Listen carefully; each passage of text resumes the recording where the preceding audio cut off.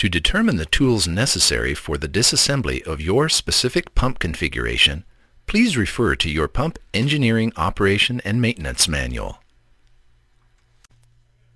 To begin disassembly, remove the discharge manifold fasteners using the appropriate tools.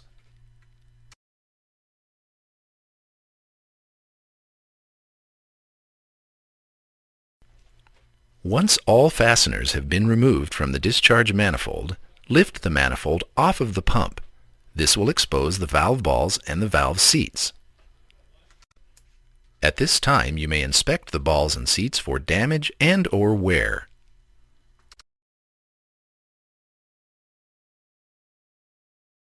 Next, remove the liquid chamber to inlet manifold fasteners in the same manner as was used on the discharge. For safety purposes, it may be necessary to utilize a lifting device or additional manpower to remove the liquid chamber and center section assembly. You may now inspect the inlet valve balls and seats. Next, lay the center section on its side and remove the liquid chamber to air chamber fasteners.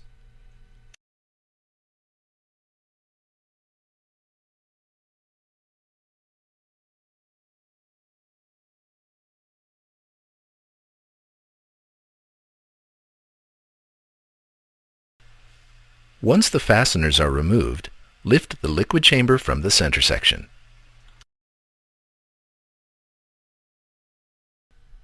With the remaining liquid chamber securing the opposite side diaphragm, use a long adjustable wrench to loosen and remove the outer piston. One of the following two scenarios can happen.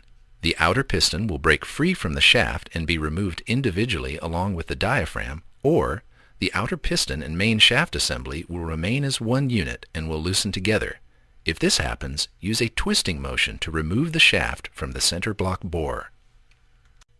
Next, remove the air valve assembly by removing the 4 Allen head cap screws.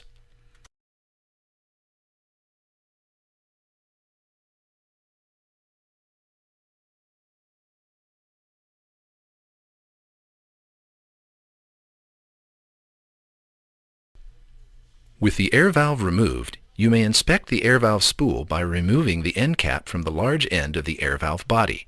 Use one of the air valve fasteners and the end cap as a tool to easily remove the air valve spool from the air valve bore.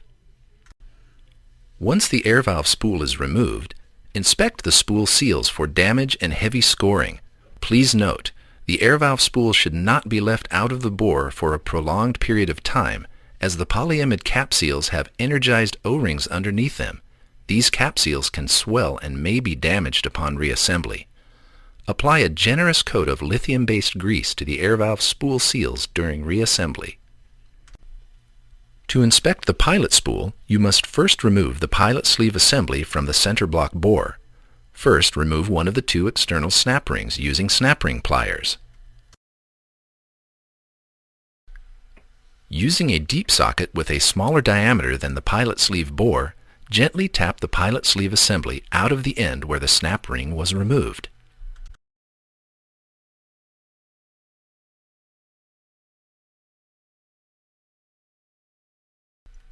To inspect the anti-double shift O-ring and the pilot spool seals, you will need to remove the retaining O-ring on the opposite side of the small indentation at the end of the pilot spool.